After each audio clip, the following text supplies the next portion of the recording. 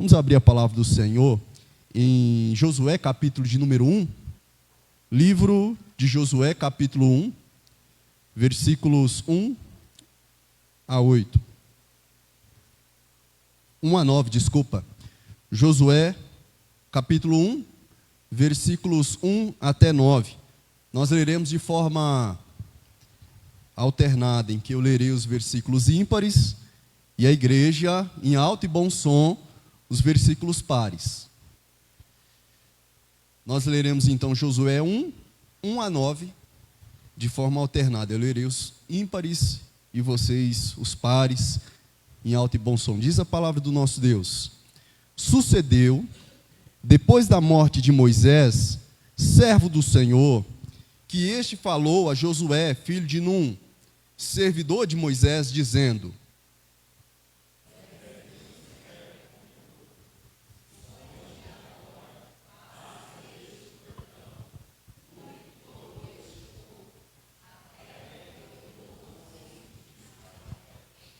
todo lugar que pisar a planta do vosso pé, vô-lo tenho dado, como eu prometi a Moisés.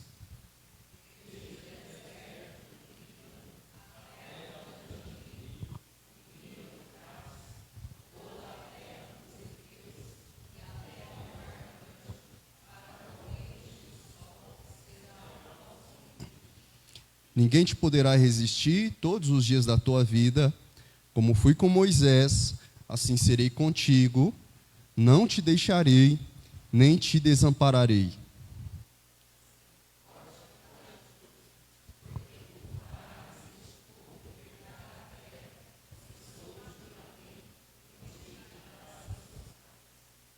Então somente ser forte e muito corajoso, para teres o cuidado de fazer segundo toda a lei que meu servo Moisés te ordenou.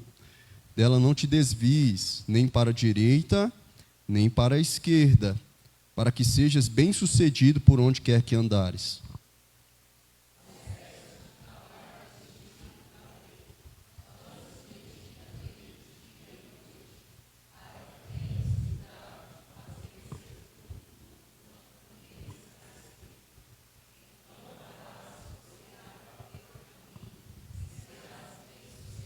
Vamos ler todos juntos o versículo 9? Não te mandei eu, ser forte e corajoso. Não temas, nem te espantes, porque o Senhor teu Deus é contigo por onde quer que andares. Que o Senhor fale conosco por meio da sua palavra e a iluminação do Santo Espírito. Amém? Meus amados irmãos, você já observou que o livro de Josué trata de um momento de grande mudança na vida do povo de Deus no Antigo Testamento. É uma ocasião de transição muito significativa na história de Israel. Disso trata o livro de Josué. Por quê? Porque Moisés, o grande libertador, acabou de morrer. Não sei se você observou o relato disso no versículo de número 1 que nós acabamos de ler. Moisés é morto e eles, no caso de Israel, estavam quase chegando, estavam às portas da terra prometida. Era um tempo então de começar a estabelecer o povo de Deus em Canaã. E tudo isso era uma grande mudança. E mudanças, transições na nossa vida não são simples nem fáceis de nós vivenciarmos. Algumas podem ser mais tranquilas e rápidas, outras nem tanto. E principalmente no caso dessas últimas, nós podemos nos sentir inseguros, incertos, amedrontados quanto ao que há de ser amanhã após essas mudanças. Ouça só essa história. O grande teólogo Tomás de Aquino, um teólogo da Idade Média, ele contou a história de uma senhora que veio a ser afamada como a velhinha de Siracusa. Essa história, ela retrata para nós o quanto mudanças muitas vezes não são fáceis para nós, tão pequenos, impotentes e limitados. Conta-se que o Tomás de Aquino fala na história que essa velhinha orava pelo tirano Dionísio. Siracusa é uma região na Itália, mais especificamente na ilha da Sardenha. E essa velhinha orava pelo tirano que governava com mãos de ferro o seu povo, a sua terra. E isso chegou aos ouvidos dele, causou curiosidade. E ele a convocou para que se apresentasse diante dele e explicasse o porquê daquelas orações. Afinal de contas, todas as pessoas, indistintamente, o odiavam. Ele era um tirano. E ela então lhe respondeu calmamente: olha, antes de você, nós tivemos também um outro governante, tirano como você. Eu não vi a hora de eu me livrar dele, de nós nos livrarmos, de nós nos vermos livres dele. Então ele morreu, e veio um pior do que ele, de maneira a causar esse mesmo desejo e sentimento no coração da população. E finalmente, quando dele também conseguimos nos desfazer, então veio você, muito mais pior do que os dois que o antecederam. E se agora você morrer, pode ser que virá gente ainda mais terrível. E conta-se que quando finalmente chegou o dia da morte de Dionísio, a maioria da população saiu pelas ruas para festejar, para se alegrar. E a velhinha chorava na calçada, pelo que alguém incomodado com aquela expressão ou reação dela, se achegou e quis lhe dar uma reprimenda, lhe questionando: olha, é tempo de alegria, nós estamos agora sem a opressão desse malvado. Por que você não se alegra, está aí triste, chorosa? E ela então respondeu: este aí pelo menos nós conhecíamos. E o próximo? Ninguém sabe, mas poderá ser muito pior.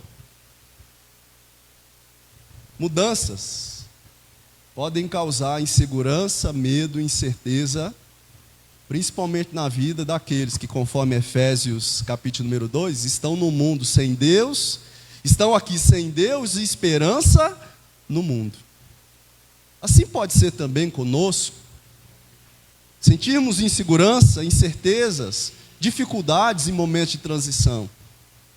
Mas quando nós nos lembrarmos e crermos de todo o nosso coração que as mudanças na vida da igreja do Senhor são conduzidas por Ele, que no devido tempo sempre muda as coisas, quando nós nos lembrarmos e crermos novamente nisso constantemente, nós teremos esperança de dias melhores, mesmo quando as coisas estiverem em mudança à volta. Por quê? Porque o Deus vivo e verdadeiro ao qual servimos, que produz soberanamente mudanças, Ele sempre as realizará para a sua glória em nosso viver e certamente também para a edificação do seu povo. Amém, igreja? E esse texto então fala desse tempo de transição, um tempo de mudança, uma nova realidade, um novo tempo que estava se tornando realidade. Novamente, Moisés, o grande líder, era morto. Josué agora tinha que assumir a liderança. O povo tinha que se acostumar com ele conduzindo as coisas. E, portanto, as coisas estavam se adaptando, se encaixando, se desenvolvendo, de pouco em pouco e mais. E nós podemos tirar algumas lições de como mudanças, transições, podem ser, ao invés podem produzir, ao invés de maus resultados, podem produzir coisas boas. O que é que nós precisamos fazer para vivenciarmos isso quando as coisas mudarem na minha e na sua vida? Reflita comigo brevemente, então, sobre coisas necessárias para novos tempos na nossa vida. Que coisas necessárias são importantes para que vivenciemos novos tempos, quando por acaso o Senhor realizar mudanças em nossas vidas? Em primeiro lugar, a primeira coisa necessária para novos tempos é compreendermos que perdas devem ser interpretadas como oportunidades. Você pode repetir comigo? Perdas devem ser interpretadas como oportunidades. Versículo de número 2. Primeira parte. Moisés, meu servo, é morto. Dispõe-te agora, passa esse Jordão. Numa paráfrase da Bíblia Sagrada, que é uma tradução livre chamada A Mensagem, de um pastor presbiteriano norte-americano, chamado Eugene Peterson, ele traduz esse trecho livremente da seguinte maneira: meu servo morreu, meu servo Moisés morreu, mas nós vamos adiante. Quem havia morrido? Uma grande, incomparável liderança na vida do povo de Deus. Alguém que havia conduzido Israel por 40 anos, através de quem o Senhor libertou o seu povo do jugo do Egito. Através dele Deus abriu o mar vermelho. Por causa dele o Senhor perdoou Israel mais de uma vez, porque Moisés intercedia por esse perdão em favor do povo que muitas vezes se mostrou duro de coração. Por meio de Moisés o Senhor fez jorrar água da rocha. Trouxe também comida ao povo do Senhor. E assim também realizou vitórias grandiosas contra povos inimigos no percurso até Canaã. Isso tudo através da liderança de Moisés. Agora ele está morto.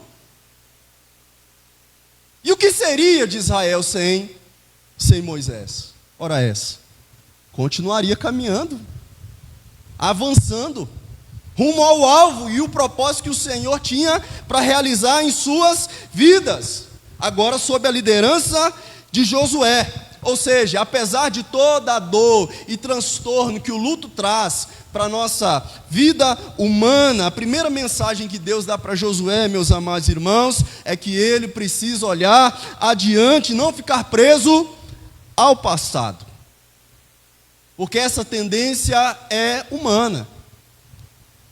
Lidar com perdas na nossa vida humana é algo difícil, traumático.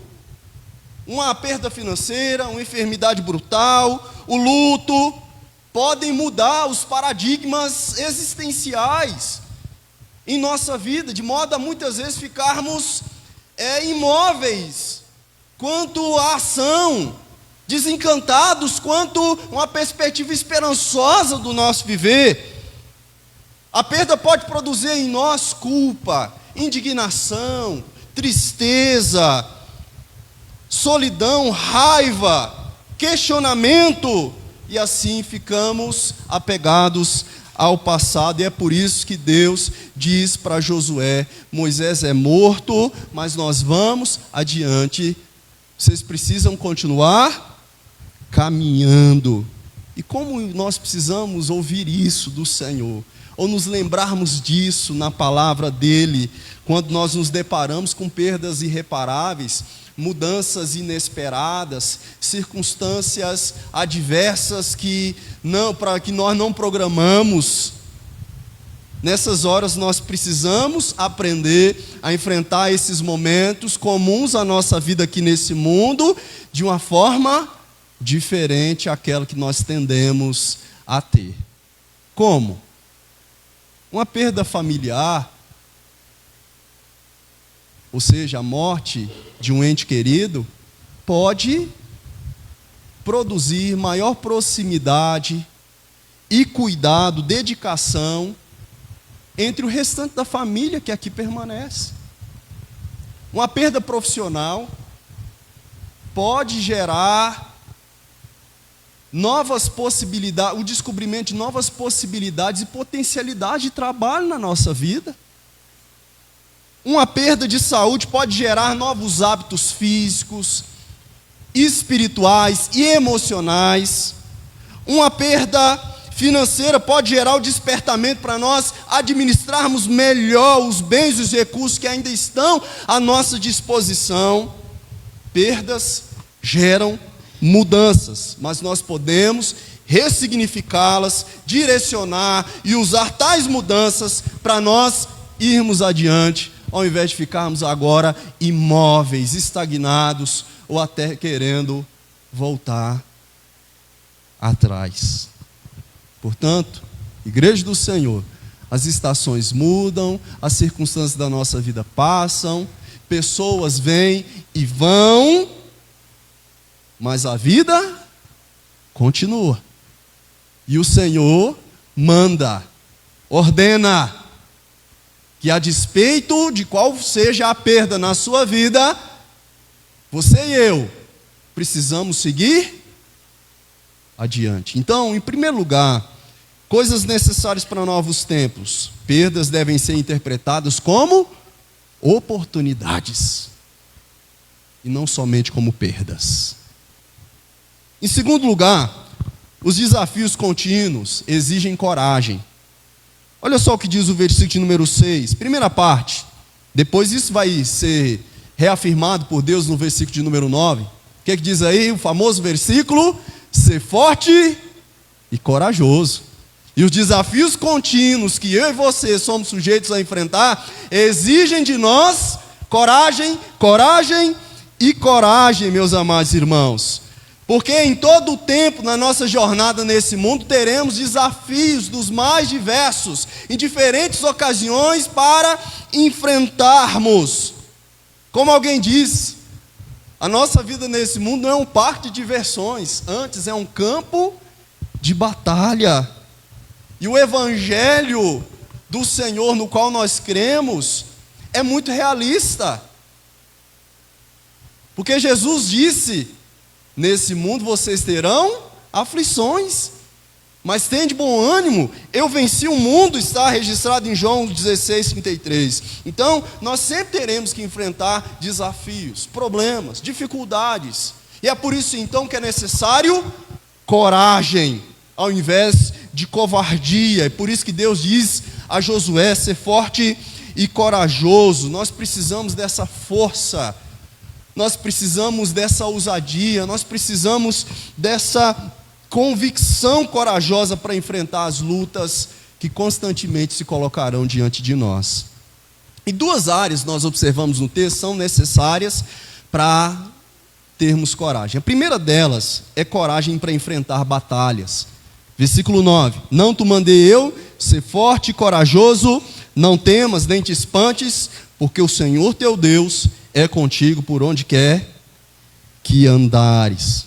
Josué precisava conduzir agora o povo à terra prometida, sem a presença de Moisés, seu tutor, seu líder, a quem ele seguia até então.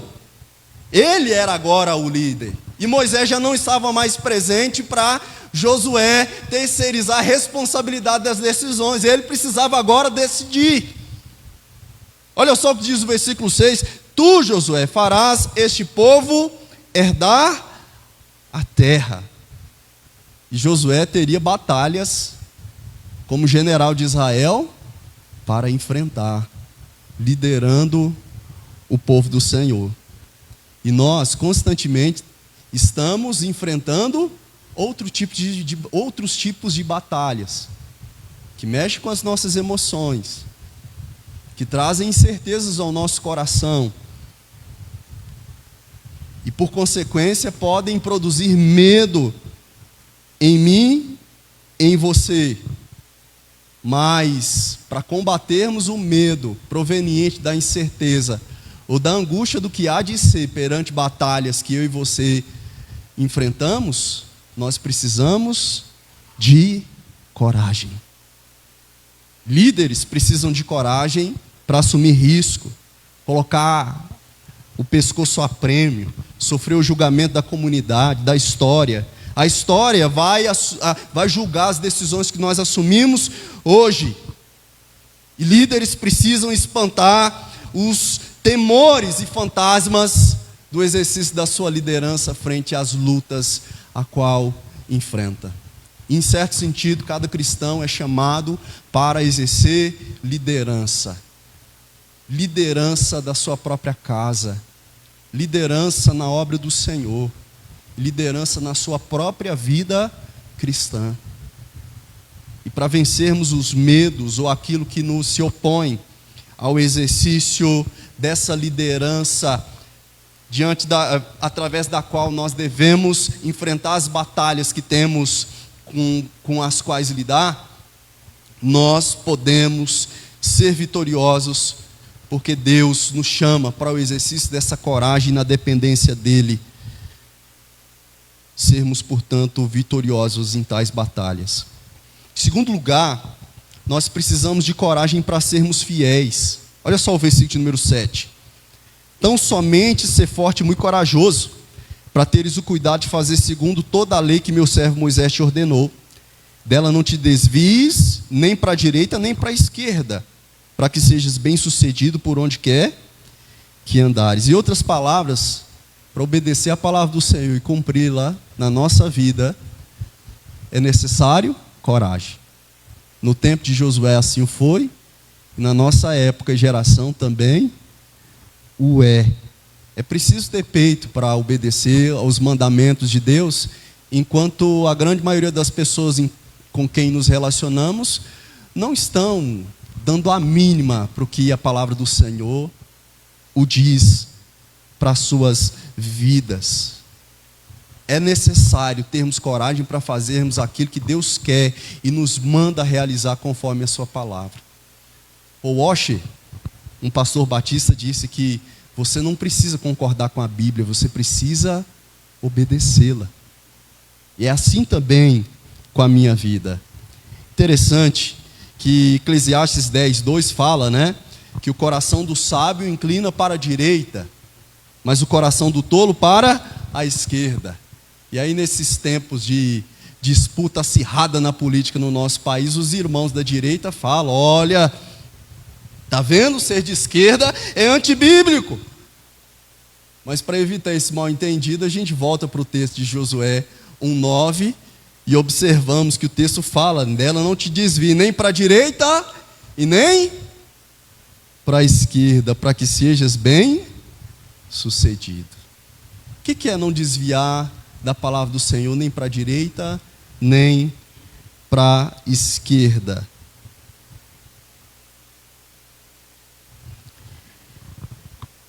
Seria o mesmo que nós não sermos heréticos. E o que é a heresia? A heresia, ela não é a negação de uma verdade bíblica, mas é a distorção de uma verdade da palavra do Senhor. E nós, infelizmente, podemos ter essa tendência de adaptarmos o que a palavra do Senhor diz segundo o nosso parecer ou querer.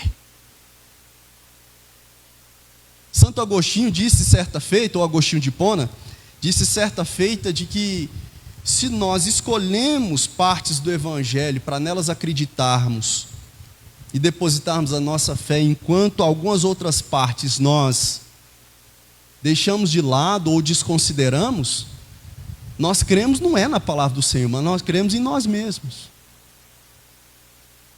E é justamente isso que está sendo alertado para Josué nesse texto bíblico, de que quando nós levamos a verdade para um lado ou para o outro, conforme o nosso querer ou opinião, inevitavelmente nós perdemos a perspectiva de Deus, a qual nós devemos conhecer completamente e obedecer totalmente. Então, em segundo lugar, uma coisa necessária para novos tempos na nossa vida é que os desafios contínuos exigem coragem. E para terminar, creia no cuidado imutável de Deus.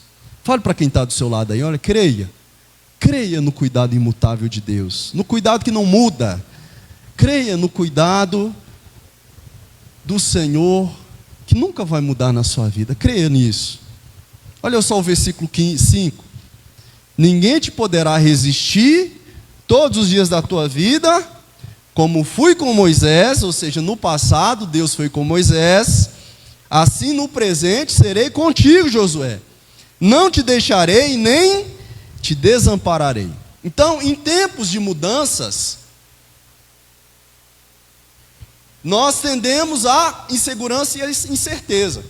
Mas em meio à segurança e à incerteza, nós precisamos nos apegar àquilo que é sólido e nunca vai mudar. E que é, portanto, capaz de nos proporcionar essa segurança interior, mesmo quando tudo ao nosso redor talvez pareça incerto, estar desmoronando, produzindo insegurança dentro do nosso coração. Deus fala: olha, como eu fui com Moisés, Josué, eu vou ser também com você. Ou seja, o mesmo Deus que cuidou de Moisés ao longo desses 40 anos, eu terei desse mesmo cuidado para com a sua vida. Eu não mudei, e muito menos vou mudar. Então, quando as coisas estão em mudança, nós precisamos focar naquele que não muda. As nossas circunstâncias mudam, os nossos sentimentos a respeito delas também, mas o Senhor continua sempre sendo fiel, verdadeiro, amoroso, bondoso para com aqueles que nele creem. E no Senhor sempre esperam. O nosso Senhor nunca muda, porque, como diz Hebreus 13:8, Jesus Cristo ontem e hoje é o mesmo e o será para sempre. Lembra-se de Pedro?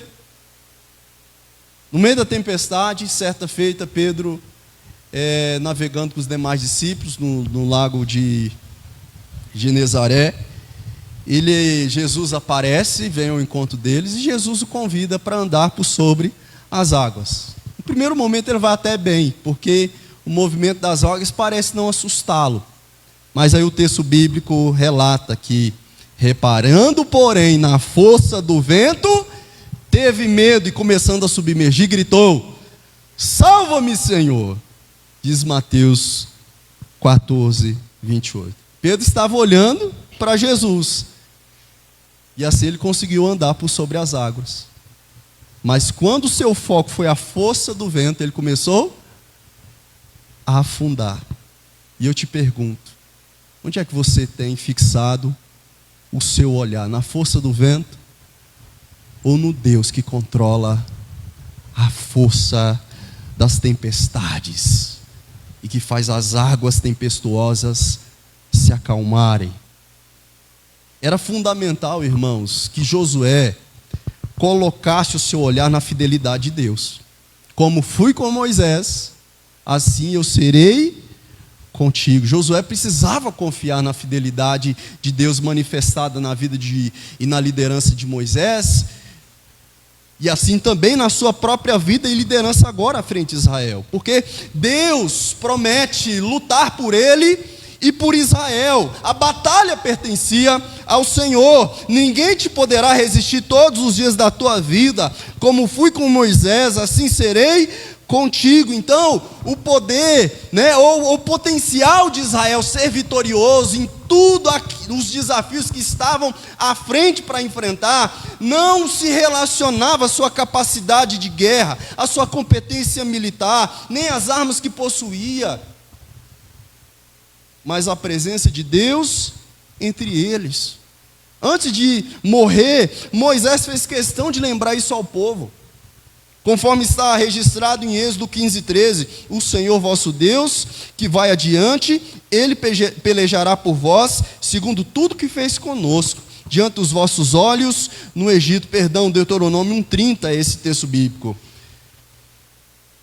O outro texto, que é Êxodo 15:3, disse que Moisés, desde lá no início, já olhava para o Senhor e depositava essa confiança nele como o guerreiro que ia à frente e lutava as batalhas do povo do Senhor. Assim está escrito: o Senhor é homem de guerra, Senhor é o seu nome.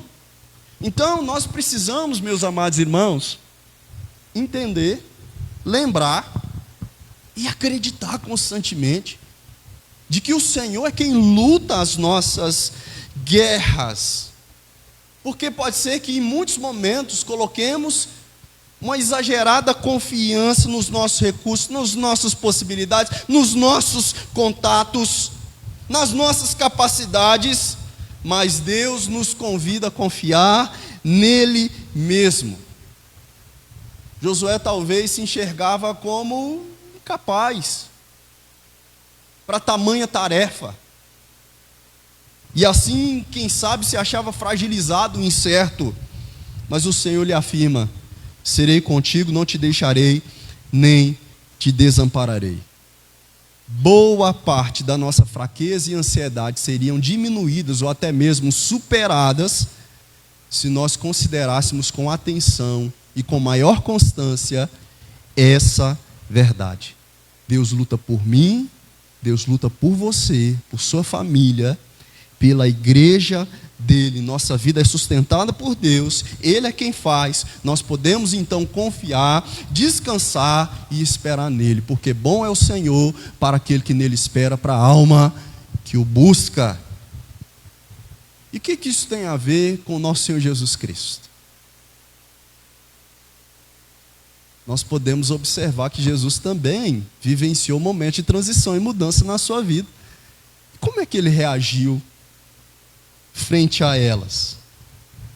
Por exemplo, na semana anterior à sua crucificação, ele entra em Jerusalém sendo aclamado pela multidão, que gritava: Hosana, Hosana, bendito o que vem em nome do Senhor. E as pessoas jogavam suas túnicas no chão, também folhas de palmeira, para que ele passasse por cima delas, numa entrada triunfante em Jerusalém. Mas na semana seguinte, todo esse cenário muda, porque Jesus tem que lidar novamente com a opinião pública, que agora é contrária e desfavorável a ele. Porque o povo pediu que Barrabás fosse solto, um verdadeiro criminoso, enquanto gritaram contra o nosso Senhor e Salvador: crucifica-o, crucifica-o, crucifica-o.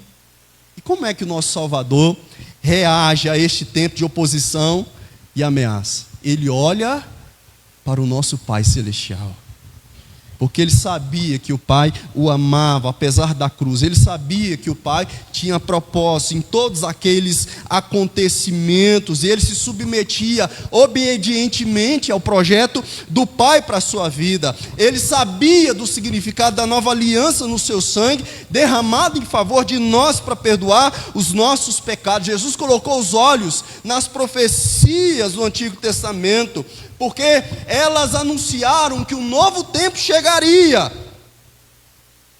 mas através de morte e de sangue. E assim a cruz introduziu um novo tempo, um tempo de salvação, de perdão, um tempo de reconciliação de pecadores com Deus por meio da fé e o arrependimento em Cristo Jesus. As coisas mudaram.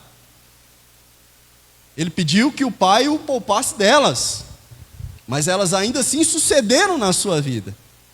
Mas ele se submeteu e as vivenciou, olhando firmemente para o Senhor, sem se esquecer de que Deus tem sim um projeto a ser realizado na vida daqueles que o temem e se submetem à sua vontade. E você, como é que você lida com os momentos de mudança?